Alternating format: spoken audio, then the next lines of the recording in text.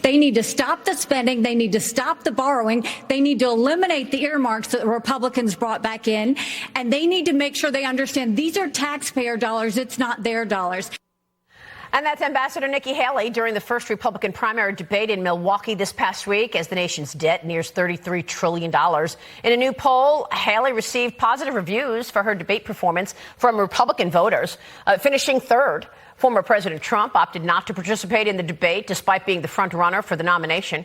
In polls conducted by the Trafalgar Group before the debate, the 45th president held a commanding lead over the field, leading by double digits on both the national stage as well as in early voting states, in spite of 4 indictments against him from Biden's DOJ and the state of Georgia.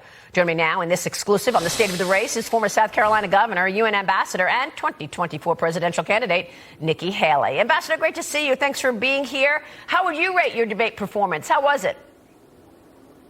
Well, you know, I love the fact that anytime you have a debate, it's a great chance for Americans to see all of the candidates side by side, to hear their policies, to hear their solutions, and to hear about their experiences. So, you know, we were thrilled with it. The support has been absolutely amazing. The phones have been ringing off the hook, and we appreciate all the support that's gone online to us since then. But look, we're just getting started, so we're going to keep our foot on the gas. I want to get your take on what one of my guests coming up is saying, and that is Carrie Lake. She's calling on all of the candidates to pause the campaign, to get behind Donald Trump because of 2 applications of the law. I suppose you're not considering that. I mean, I appreciate anybody's view on what should happen, but we've got a country to save, and I'm not going to stop until we save her. I think that we look at the fact that we're $32 trillion in debt. You've got crime that's up. You've got a lack of transparency in the classroom. You've got an open border, and we have threats facing us around the world. And I think that we need a new generational leader. We have some serious problems. We need new solutions. We can't have any distractions, and we can't deal with any negativity of the past. We've got to go forward, and I think the American people are ready to go forward. Ambassador, you took on some tough issues during that debate, and throughout your campaign, abortion is something some Republicans don't really want to touch. You say we need to humanize the issue.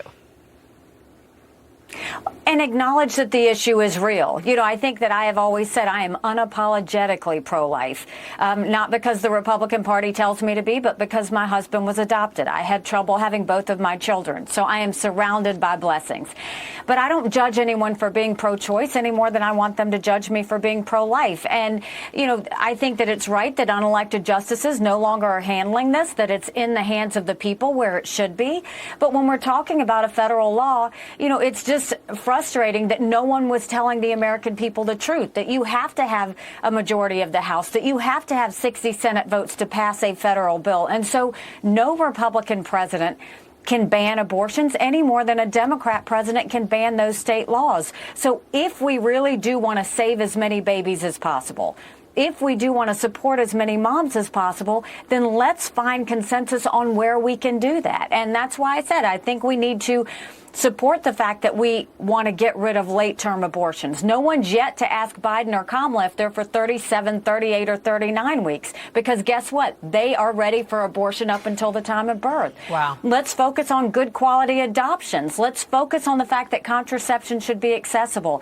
And let's focus on the fact that we need to make sure that we are not putting any women in jail, anyone, the death penalty from state laws if a woman gets an abortion. Let's humanize this issue and stop demonizing this issue. The Wall Street Journal gave you high marks on your performance because you told the truth, the Journal wrote in the op-ed piece. I want to talk to you about your expectations for the path to winning. Yes, you're number 3, but Donald Trump has an outsized win over the field right now, based on the polls. What is your path to victory? Well, I think that the first debate's always the start of the election season. So while everybody wants to assume this race is over, it's actually just getting started. And so we've done 80 events in New Hampshire and Iowa. We're going to keep being there. We're doing events in South Carolina all this week. We're going to keep, focusing on touching as many hands as we can, answering every question. Donald Trump is a friend of mine. It was an honor to serve in the administration and work on foreign policy with him. And I agree with a lot of his policies. But the fact is, I don't know if it's 4 or 5 or 6 or how many indictments it is now, but he's going to spend a lot of time in a courtroom and not on a campaign trail.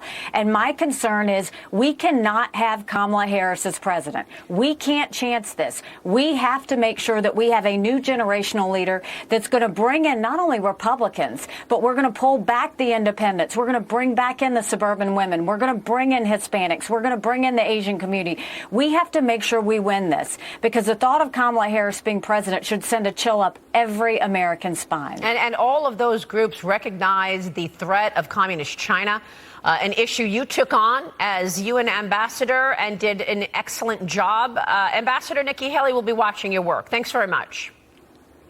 Thanks so much. Go to NikkiHaley.com and join us. All right. We will see you soon.